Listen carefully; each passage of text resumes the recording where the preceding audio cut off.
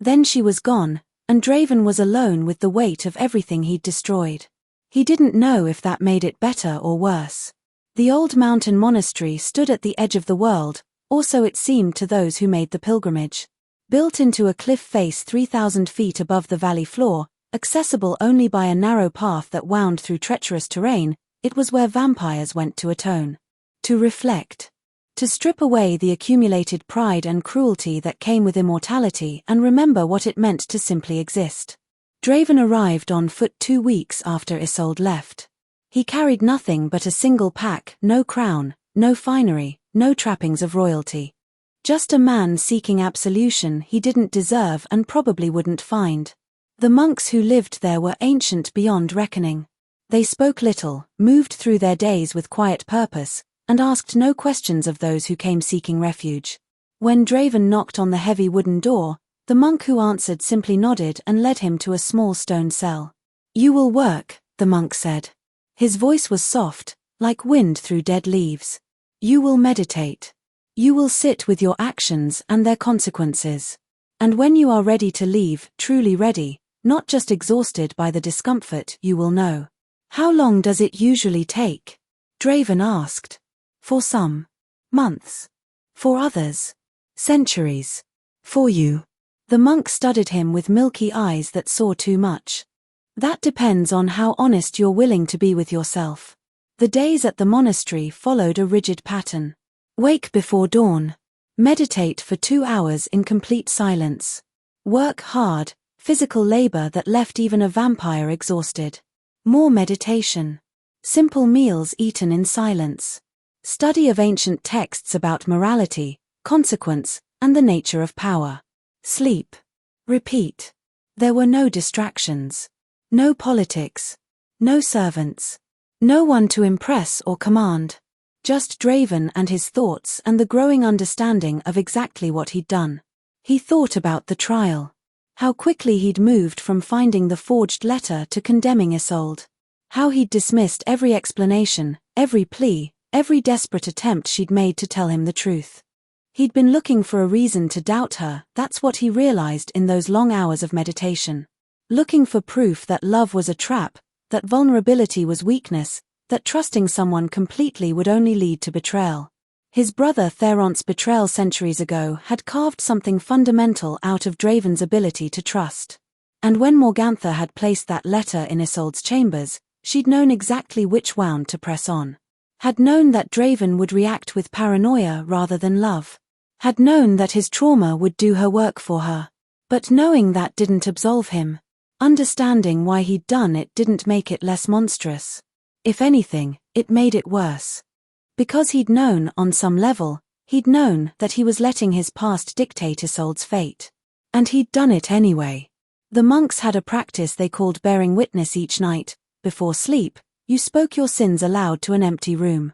Not for forgiveness, there was no one to grant it. Just to acknowledge.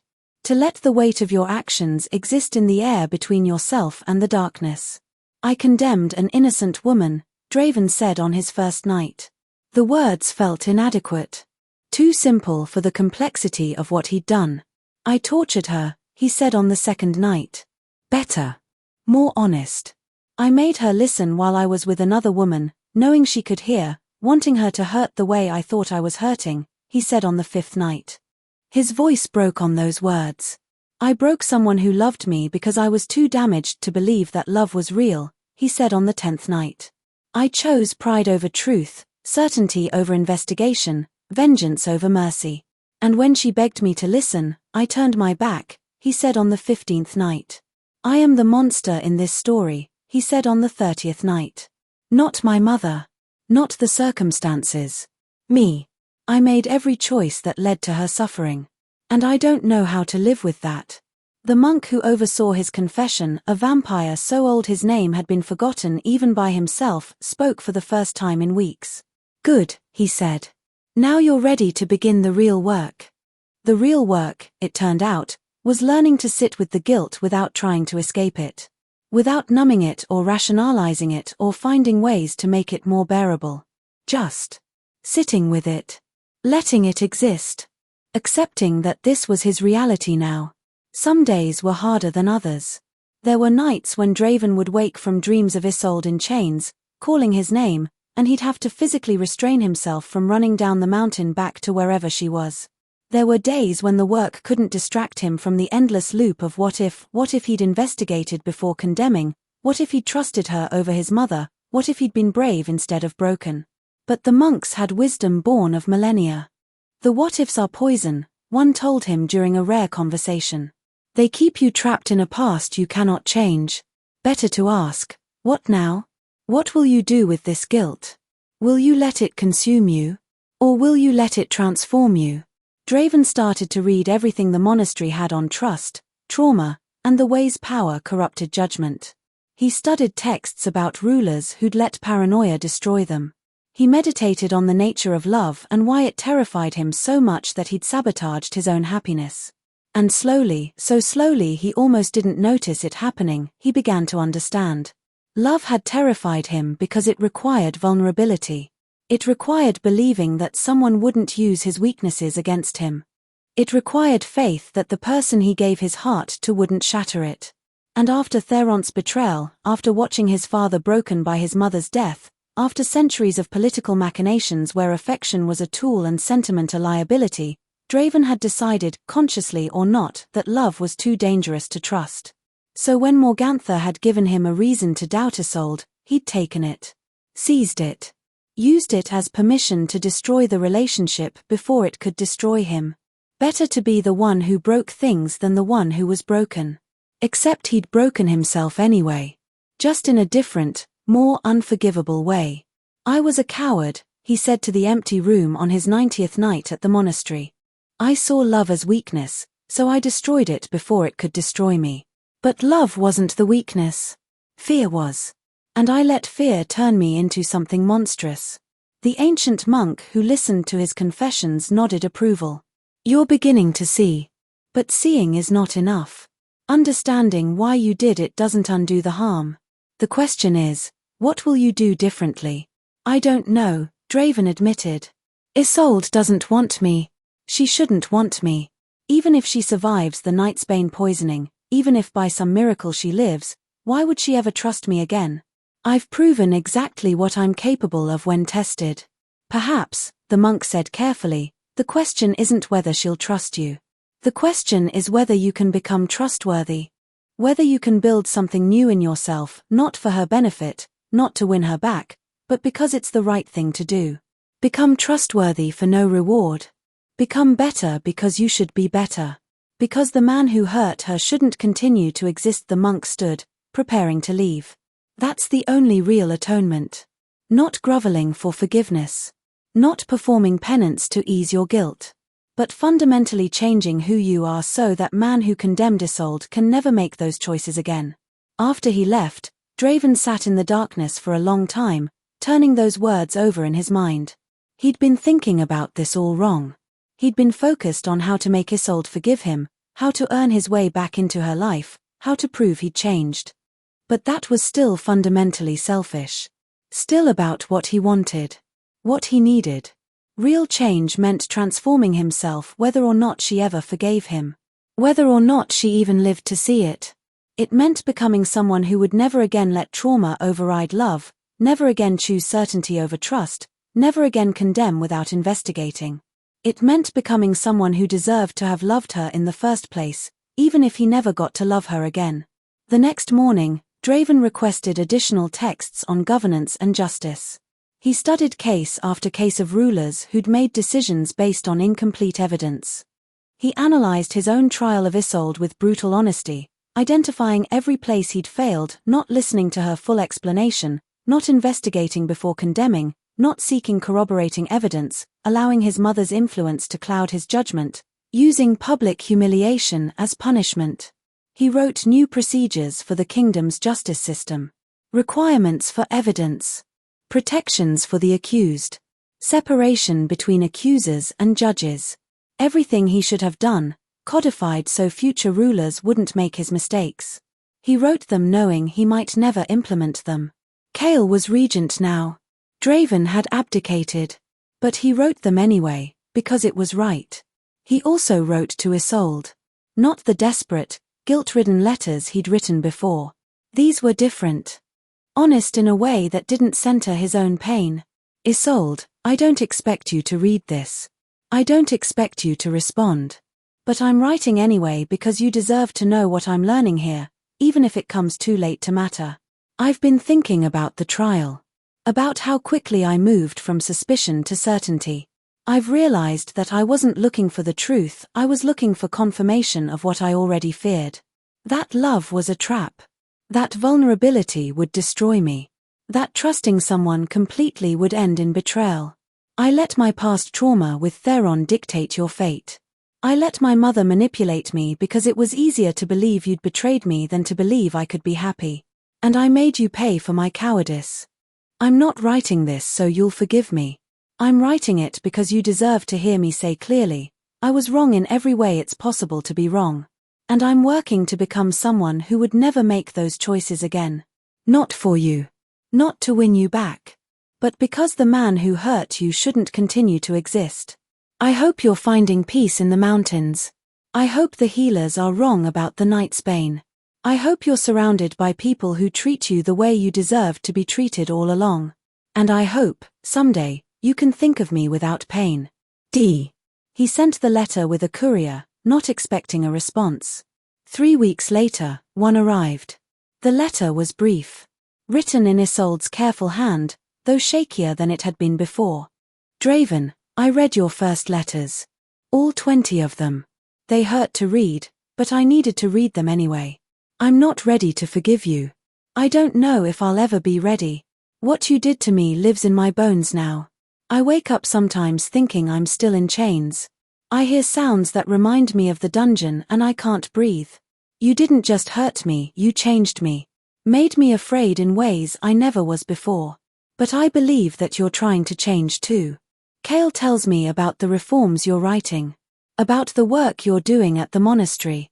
And part of me, the part that still loves you despite everything, is glad you're becoming better. I'm not doing well. The healers say the Night's Bane has progressed further than they thought.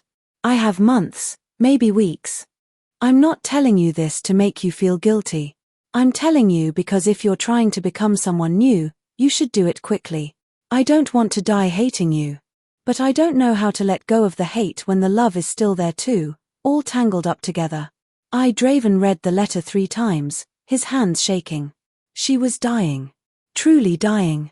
And he was here, on a mountain, working on himself while she faced death alone. He went to find the ancient monk. I need to leave, he said without preamble. She's dying. I can't, I need to go to her. Why? The monk's question was gentle but firm. Because I love her. Because she shouldn't die alone. Because I need to. Need to what? Need to assuage your guilt. Need to be there so you can feel like you tried. Need to make her final days about your redemption. The words stopped Draven cold. No. That's not. Isn't it? The monk leaned forward. She told you in her letter that she's trying to figure out how to die without hating you. She's doing her work. Are you going to interrupt that work because you can't stand the discomfort of not being there? But she's alone. She has healers. Friends. Peace. What she doesn't have is more time. And you rushing to her bedside, what does that serve? Her needs? Or yours? Draven wanted to argue. Wanted to insist that his presence would comfort her, that she needed him, that love meant being there. But he forced himself to sit with the question. Really sit with it. What would his presence give her? More pain? More complicated emotions when she should be finding peace? The burden of dealing with his grief on top of her own dying? Or would it give him relief? The chance to hold her hand, to whisper apologies, to feel like he'd tried, to make her death somehow about his redemption. God, he whispered. Even now, I'm making it about me. Now you see, the monk sat back. Loving someone means serving their needs, not your own. If she needs you there, she'll ask. Until then, the most loving thing you can do is continue your work. Become better. And let her die in whatever peace she can find. That's impossibly hard. Yes. That's how you know it's right. So Draven stayed. He continued his meditation, his study, his nightly confessions. He wrote reforms for the kingdom's justice system. He examined every decision he'd made as king and identified where pride or trauma had overridden good judgment. He worked on himself with a fervor that bordered on obsession. And he wrote to Isolde. Not asking her to see him. Not begging for forgiveness. Just sharing his process. His realizations. His slow, painful transformation. Isolde, I understand now why I couldn't believe you. It wasn't about the evidence was flimsy at best, obviously planted by anyone who looked carefully. It was about Theron. When he betrayed me, I decided that trust was a weakness I couldn't afford. I built walls so high that even I couldn't see over them. And when you came along, when you somehow managed to slip past those walls, it terrified me. So when my mother gave me an excuse to push you away, I took it. I seized it with both hands. Because it was easier to destroy what we had than to live with the constant fear that you'd destroy me first. I'm not excusing what I did. Understanding the why doesn't make it less monstrous. But I needed to tell you that it was never about you being untrustworthy. It was about me being too broken to trust. The monks here have a saying, the dragon doesn't burn the village because the village wronged it.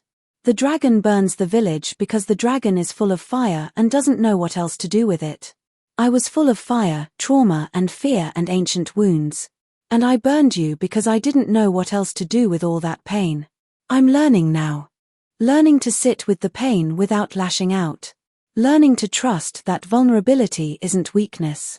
Learning that being loved is a gift, not a trap. I wish I'd learned it sooner. I wish I'd learned it with you, instead of destroying you in the process. D. Her response came 2 weeks later. The handwriting was even shakier now. Draven, your letters are helping. I don't know if they're supposed to, but they are. It helps to understand that it wasn't about me. That I didn't fail somehow. That there was nothing I could have done differently.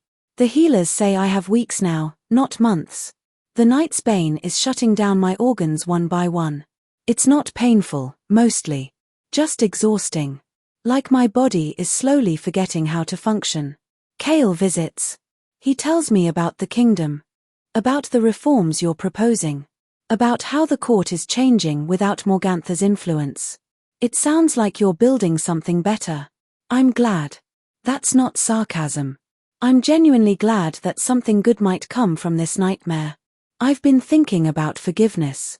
About what it means and whether I can give it. I don't think I can forgive you for what you did.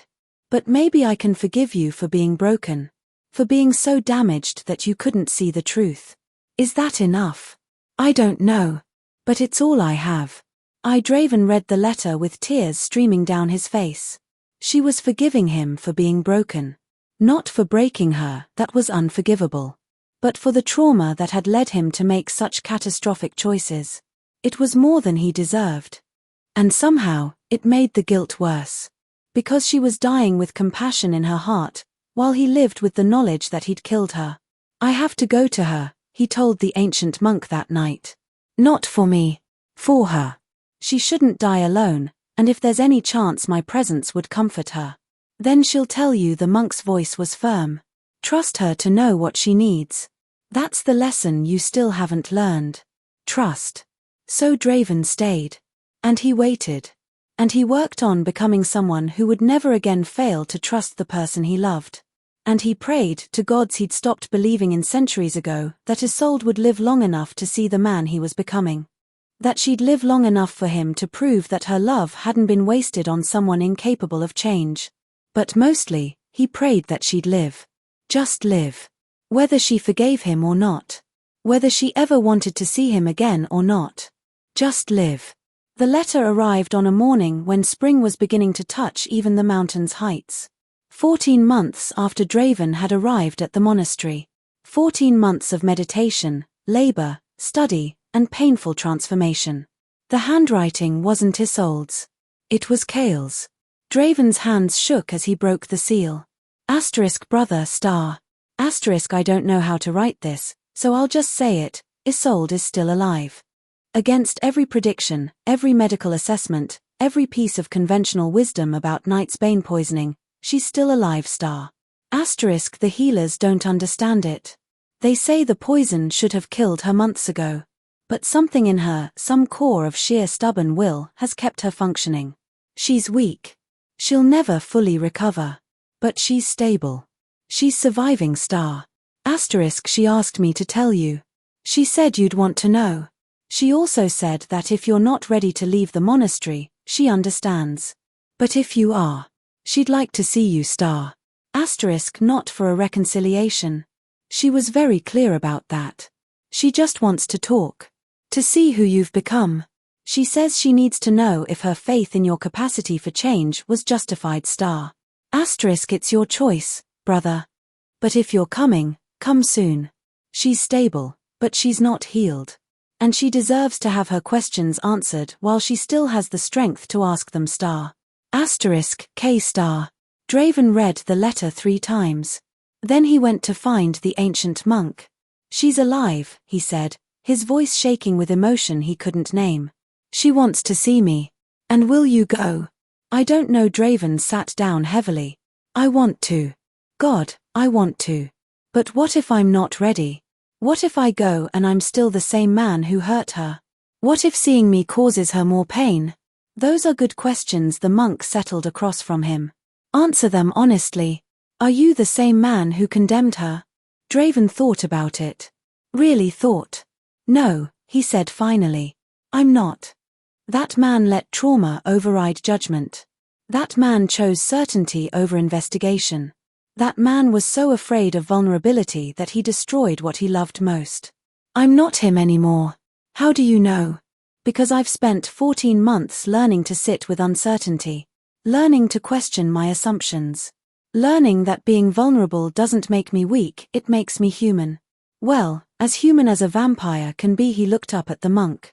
I've changed. Not performatively. Not to win her back.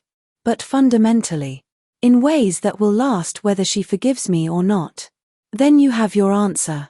But what if it's not enough? What if she looks at me and still sees the monster who hurt her? Then you'll accept that. You'll prove through your actions over time that you've changed. And if she never believes it, never forgives it, never wants you in her life, you'll accept that too. Because your transformation wasn't conditional on her response. Was it? No, Draven said quietly. It wasn't. Then go. Answer her questions. Show her who you've become. And whatever happens next, you'll face it as the man you are now, not the man you were. Draven left the monastery that afternoon, carrying nothing but the clothes on his back and the letters Isolde had sent him, carefully preserved. The journey down the mountain took 2 days. The journey to the human settlement where she'd been living took 3 more. He arrived at sunset. The settlement was small, maybe 40 buildings clustered in a valley, surrounded by peaks that caught the dying light and turned it golden. Kale had told him where to find her, a cottage on the eastern edge, built into the hillside, with a garden that Isolde had been slowly cultivating. Draven stood outside that cottage for a long time, gathering his courage. Through the window, he could see candlelight. Movement. She was there. Alive. Real. He knocked. The door opened. And there she was. Isolde looked different than he remembered. Thinner still, though not as skeletal as she'd been in the dungeon. Her hair was longer, pulled back in a simple braid. There were scars on her visible skin, marks from Vex's careful torture that would never fully fade. But her eyes were clear. Alive. No longer holding that terrible emptiness he'd seen in the crimson depths. Draven, she said. Not warmly, but not with hatred either. Just acknowledgement.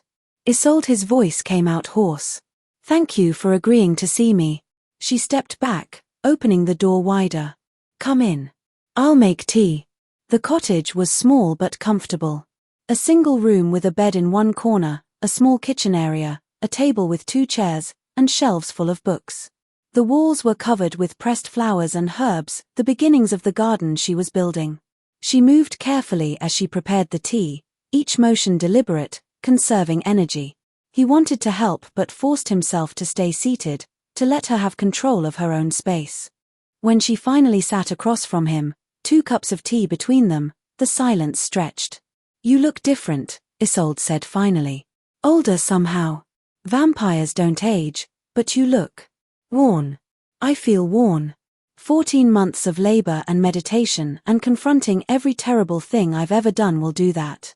Chaol says you've written an entire new justice system for the kingdom. I have. Protections for the accused. Requirements for evidence. Separation between judges and accusers.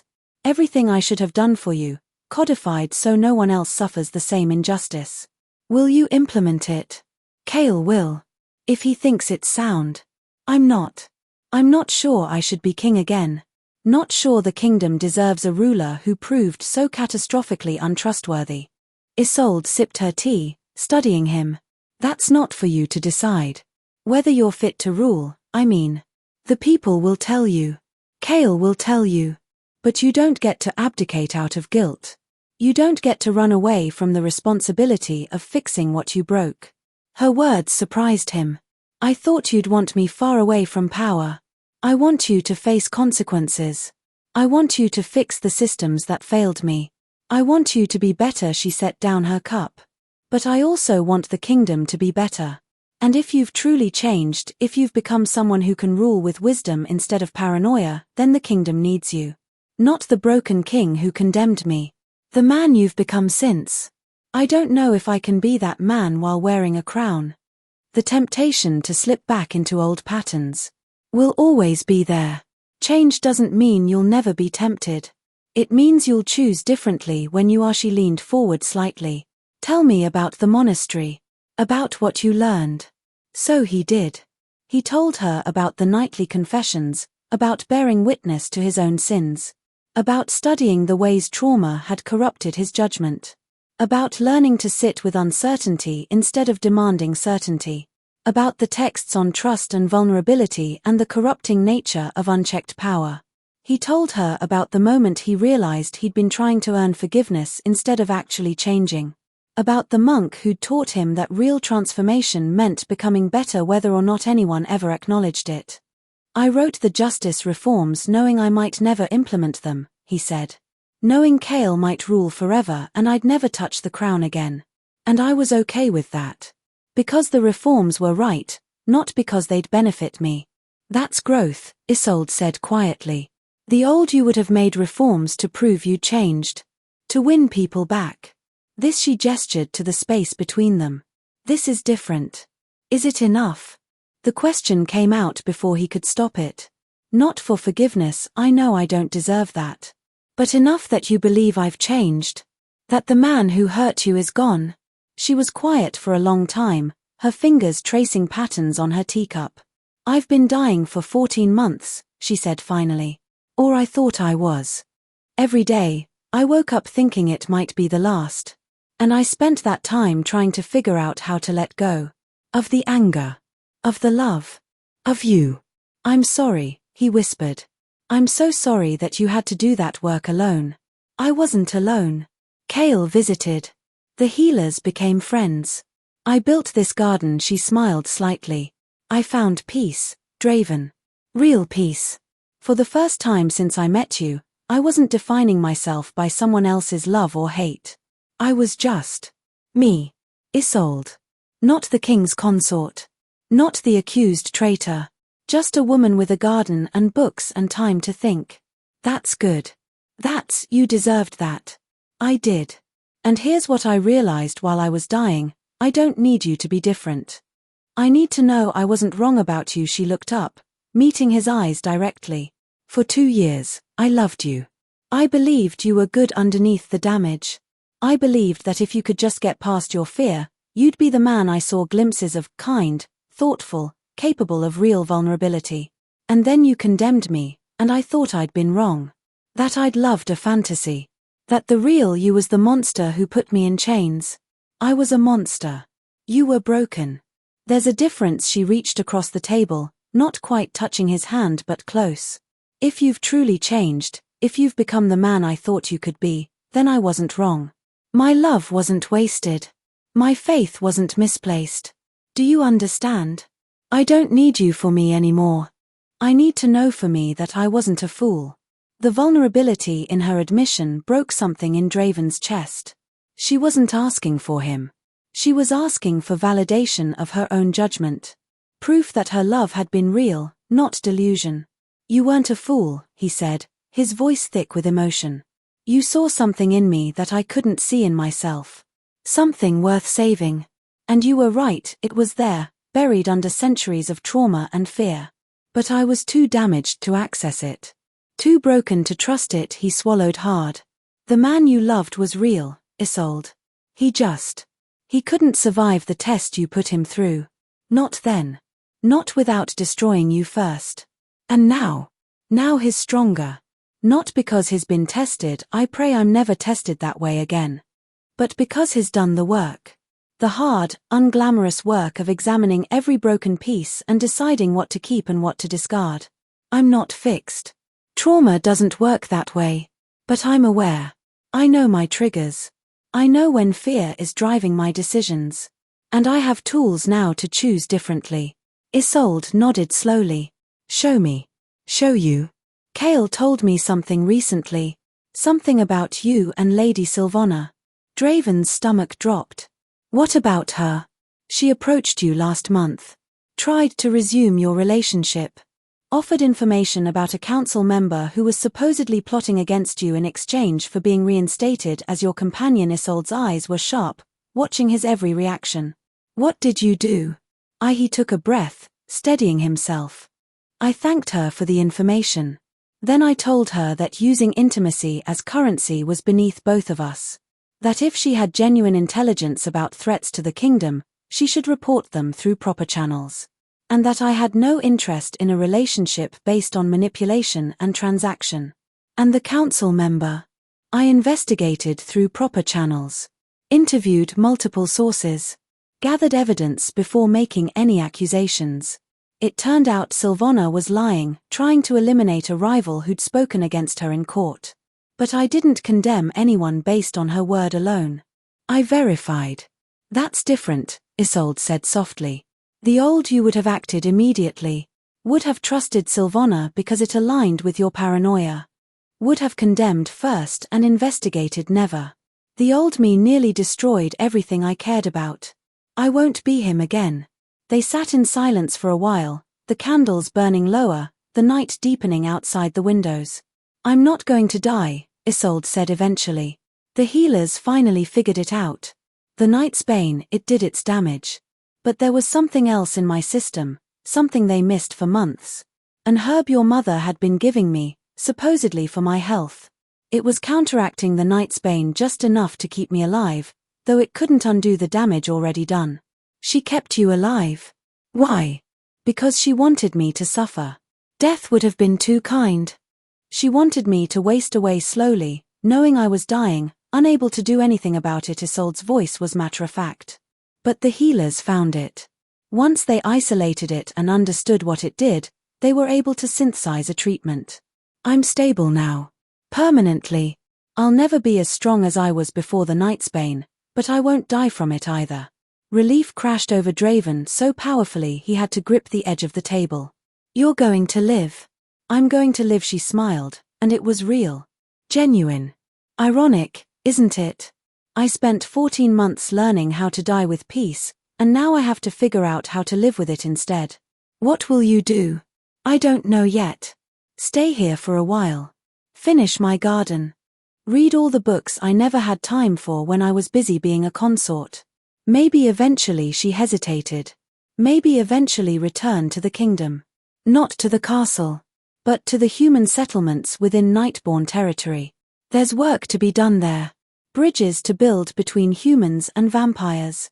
Policies to implement that actually protect both species. You'd come back. After everything. It's my home too. I shouldn't have to abandon it because you hurt me there. She met his eyes. And I think I want to see what you build. The new justice system. The reforms. I want to see if you really become the king you should have been all along. As what? A witness? An advisor? I don't know. We'll figure it out. She stood slowly, and Draven stood with her. But not tonight. Tonight, I'm tired. And you have thinking to do. May I see you again? Tomorrow? She considered it. Yes. Come for dinner. We'll talk more. He moved toward the door, then turned back. Isolde. Thank you. For giving me this chance. For believing I could change. For his voice broke. For surviving. I know you didn't do it for me. But I'm grateful anyway. I survived for me, she said firmly. But I'm glad you're becoming someone worth surviving for. He left her cottage and walked into the night, his heart lighter than it had been in 14 months. She was alive. She was willing to see him again. She believed he'd changed. It wasn't forgiveness. It wasn't reconciliation. It wasn't love, not anymore, not the way it had been. But it was something. A foundation. A possibility. And for the first time since he'd found that forged letter in her chambers, Draven felt something that wasn't guilt or grief or self-loathing. He felt hope. The next 6 months unfolded slowly. Draven stayed in the settlement, taking a room at the small inn, working during the days on documentation for the kingdom's reforms and spending his evenings with Isolde. They talked about everything and nothing. About the kingdom's future. About books they'd both read. About her garden and his monastery and the strange paths that had led them both to this small valley. They didn't talk about the past. Not directly. That was too raw, too complicated. But it was there between them always, a ghost they both acknowledged without naming. Isolde grew stronger. The color returned to her face. She could work in her garden for hours now without exhaustion. The scars remained, both visible and invisible, but she wore them with a quiet dignity that made Draven's chest ache. He fell in love with her all over again. Not the desperate, consuming love of before that had been built on need and fear and the thrill of vulnerability. This was different. Quieter. Built on respect and admiration and the slow accumulation of shared moments. He watched her argue with the settlement's council about water rights and saw her brilliance. He watched her tend to a sick child and saw her compassion. He watched her stand up to a vampire merchant who'd been exploiting human workers and saw her courage. And he understood that he'd never really known her before. He'd loved an idea of her, his salvation, his moonlight, his escape from loneliness. But he'd never taken the time to know the real woman. The one who was stubborn and sharp-tongued and fiercely independent. The one who didn't need him but might, possibly, choose him anyway.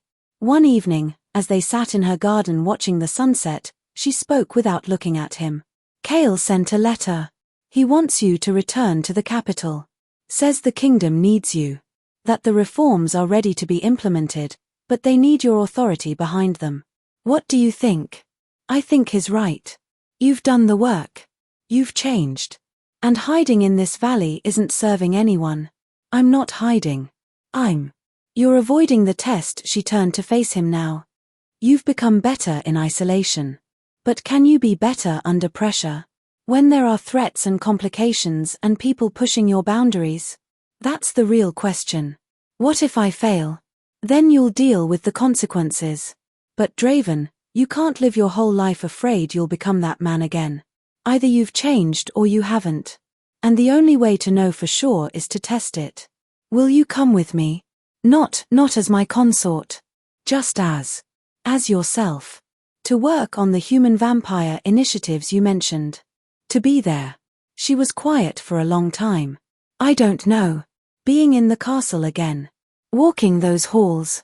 Seeing the throne room where you condemned me, the dungeons where I was tortured. I don't know if I can do that. Then don't. Stay here. I'll visit. We'll make it work. Is that what you want? To keep me separate from that part of your life? I want you to be safe. To be comfortable. To not have to face trauma before you're ready. And what if I'm never ready? What if the trauma never fully heals?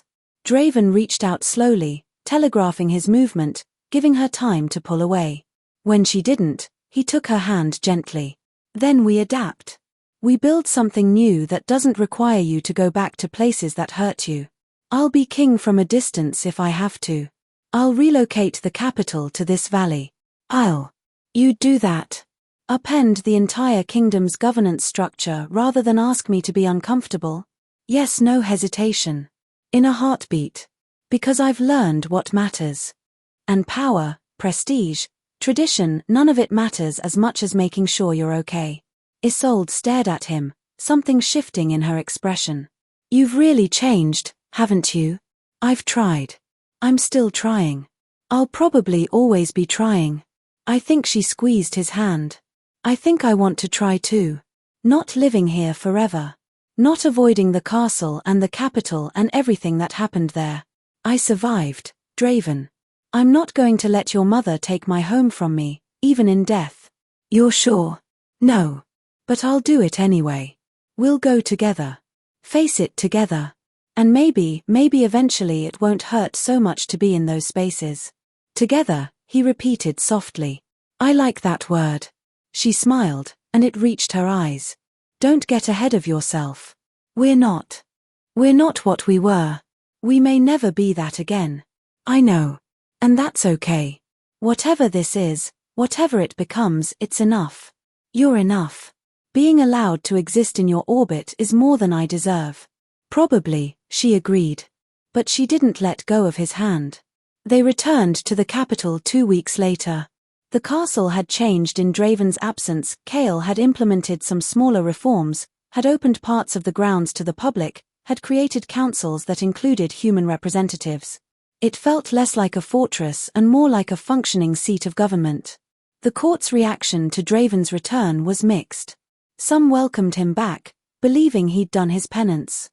Others viewed him with suspicion, wondering if a king who'd failed so catastrophically could be trusted again. And everyone watched how he interacted with Isolde. She'd taken rooms in a different wing, far from the royal chambers, far from the dungeons, in a bright tower that overlooked the gardens. She'd refused any title, any official position. She was just Isolde Ravencross, human advisor on interspecies relations. Nothing more. But everyone saw how Draven looked at her. How he deferred to her judgment. How he'd stop mid-sentence in council meetings to ask her opinion. How he never made a significant decision without consulting her first. You're making yourself vulnerable, Chaol observed one day. The court sees how much you value her opinion. They'll use that against you. Let them try, Draven said calmly. I failed Isolde by not trusting her judgment. I won't make that mistake again. If the court sees my respect for her as weakness, that's their problem, not mine. And if someone threatens her to manipulate you, then I'll deal with that threat through proper channels. Investigation, evidence, justice. Not paranoia and immediate condemnation. He looked at his brother. I know what you're doing. You're testing me. Making sure I can handle pressure without reverting to old patterns. Is it working? I don't know. Ask me when I've actually been tested. The test came 3 months later. A council member, Lord Draven, an ancient vampire with significant influence, approached Draven privately with information about Isolde.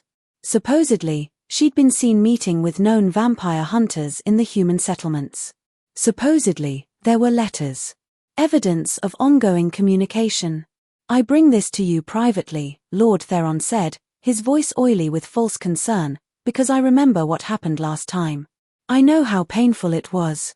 But Your Majesty, you must investigate. We cannot afford another betrayal. Draven felt the old fear rise, immediate, visceral, demanding action. The trauma response, exactly as the monks had taught him to recognize. His hands wanted to clench. His jaw wanted to tighten. He wanted to call the guards, to search Isolde's rooms, to demand explanations. Instead, he took a breath. Let the fear exist without acting on it. Examined it.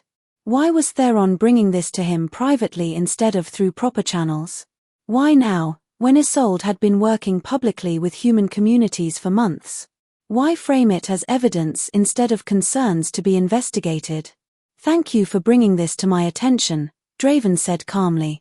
I'll have it investigated through proper channels. If you'll provide your evidence to the court investigator, we'll look into it thoroughly. Theron looked surprised. Surely Your Majesty doesn't need an intermediary? You could handle this directly. I handle all accusations of treason through proper channels now. It's part of the reforms. Draven stood, signaling the end of the conversation. If there's genuinely cause for concern, the investigation will reveal it. If not, we'll know that too. After Theron left, Draven sat for a long moment, trembling slightly from the effort of not acting on instinct. Then he went to find Isolde. She was in her tower, working on policy proposals.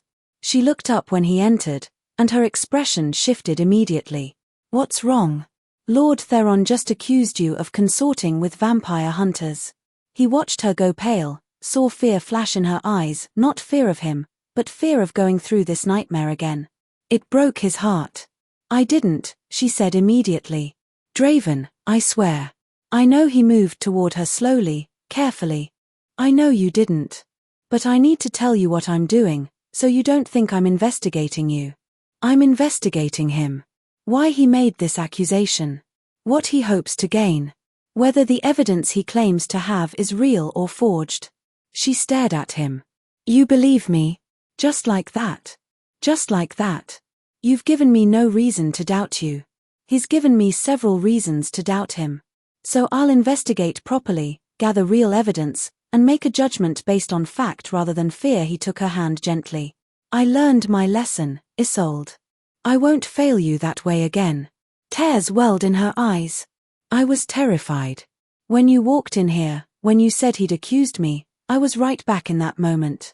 Right back in the garden with the dead moonflowers, hearing you call me a traitor. I know. I'm sorry. I'm sorry that my past actions have made you afraid of me. That's on me, and I'll spend the rest of my life proving you don't need to be afraid anymore." She pulled her hand back, not angrily, just needing space. "I need you to understand something. This fear, it doesn't go away just because you've changed. Every time something like this happens, I'll feel it again. The panic. The certainty that you'll turn on me. That's what trauma does. I know. The monks taught me that. Healing isn't linear. Trust has to be rebuilt over and over, every time something triggers the old wounds. Can you live with that? With me being afraid sometimes, even when you've done nothing wrong?" "Yes. Because I understand it. Because I caused it. And because I love you enough to be patient while you heal, however long that takes." The words hung in the air between them. He hadn't said them in over a year. Hadn't dared to. But they were true, and she deserved to hear them. "I love you too," Isolde whispered. "I never stopped, even when I hated you. And that terrifies me." "Why?" "Because loving you almost destroyed me. And I don't know if I'm brave enough to risk that again." Draven nodded slowly. "Then don't. Not yet. Not until you're sure. But Isolde, I'm not asking for the same thing we had before. I'm not asking you to be my consort or my queen or anything that puts you in a vulnerable position again. I'm just asking to be allowed to love you. From whatever distance you need. In whatever form you're comfortable with. What if that's not enough for you? Then I'll deal with that. But you are not responsible for my feelings. You're not required to return them or reciprocate them or even acknowledge them. I'm telling you I love you because it's true, and you deserve truth. Not because I expect anything in return." She studied him for a long moment. Then, slowly, she reached out and took his hand again. "Okay," she said simply. "Okay. Okay, you can love me. From a distance. In whatever form. And maybe, someday, I'll be brave enough to let you closer again. But not yet. Not yet is fine. Not yet is enough." They stood there, hands linked, both of them healing, both of them trying. It wasn't the fairy tale ending where love conquered all and everything went back to normal. But it was real. And honest.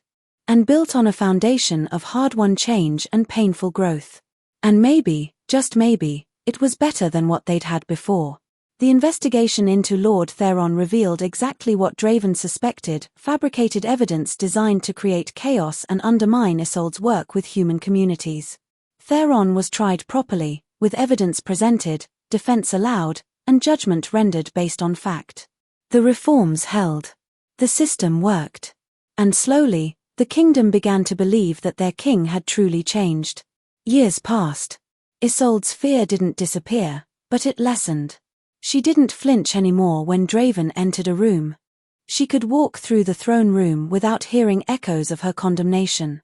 She could pass the entrance to the dungeons without panic seizing her chest. She even, occasionally, stayed in his chambers. By her choice. On her timeline. They built something new. Not a replacement for what was destroyed, but something harder one and more precious. Built on truth and respect and the understanding that love wasn't enough, there had to be trust too, and trust had to be earned every single day. On a spring evening 5 years after Draven's return from the monastery, they stood together in the rebuilt Moonflower Garden. The flowers bloomed white and perfect under the stars, their fragrance filling the air. "Do you remember what you asked me?" Isolde said quietly. "In the settlement, when we were first rebuilding everything? I asked if I could see you again." "No. Before that. In the cottage. You asked if who you'd become was enough. I remember. You said it was enough that I was trying. I was wrong." She turned to face him fully. "It's more than enough. You didn't just try, Draven. You succeeded. You became someone I can trust again. Someone I can love without fear. Someone worthy of the faith I placed in you all those years ago." "Isolde." She held up a hand. "Let me finish. I've been thinking about this for months. About what I want. About what we are to each other. And I think," she took a breath. "I think I'm ready. Not to go back to what we were. But to build something new. Something real." "What does that mean?" "It means yes." "Yes to what?" "You never actually asked," she said, smiling slightly. "But I'm answering anyway. Yes, I'll marry you. Not because I forgive you, forgiveness is too simple for what we've been through. But because I choose you. The you that exists now. The man who groveled his way back from the abyss. The king who rebuilt himself and his kingdom. The vampire who learned that vulnerability isn't weakness." Draven stared at her, certain he'd misheard. "You'll marry me. If you still want that. If you can accept that I'll probably always carry some scars from what happened. That I'll have bad days when the trauma is too fresh. That I'll need space sometimes, and patience, and understanding." Yes, the word came out hoarse. "God, yes. Every day for the rest of time, yes. But Isolde, you don't have to do this. You don't owe me anything. I'm not doing it for you." She took his hands, holding them gently. "I'm doing it for me. Because I survived. Because I rebuilt myself. Because I'm not going to let your past mistakes keep me from choosing love when I've found it again. I don't deserve you. No. But you've earned me. There's a difference." She smiled. "You've spent 5 years proving, every single day, that you changed. That you learned. That you're trustworthy. And I believe it now. Not because I want to. But because it's true." Draven pulled her into his arms, slowly, carefully, giving her time to pull away. When she didn't, when she leaned into him instead, he let himself believe it. That this was real. That they'd survived. That love, combined with honesty and work and time, could heal even the deepest wounds. "I love you," he whispered into her hair. "I will love you until the stars go dark. And this time, I'll prove it every single day." "I know," she said simply. "That's why I'm saying yes." They were married in the Moonflower Garden, surrounded by friends and family and the ghosts of who they'd been. It wasn't the fairy tale wedding befitting a king and his queen. It was small, intimate, honest. And when Draven made his vows, promising to trust before condemning, to investigate before judging, to choose love over fear every single day, everyone present knew he meant it. Because they'd watched him live those promises for 5 years already. When Isolde made her vows, promising to be brave, to give him chances to prove himself, to build something new rather than clinging to what was destroyed, everyone present understood the courage that required. Because they knew what she'd survived. This is the story of how a king broke his queen. And how he spent the rest of his immortal life earning the privilege of loving her again. It's not a simple story. It's not comfortable. It doesn't erase the harm or pretend that love alone can heal everything. But it's real. And sometimes, that's better.